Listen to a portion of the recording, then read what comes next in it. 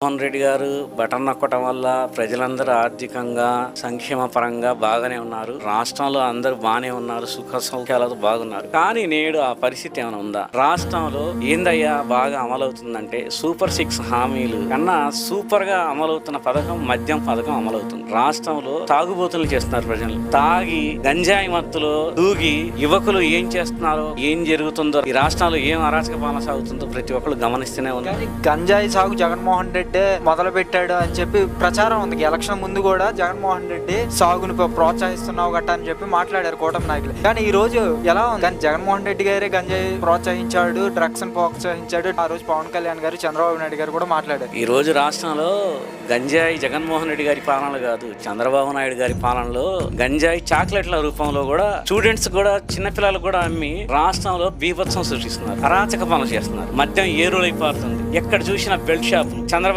నాయుడు గారు అంటారు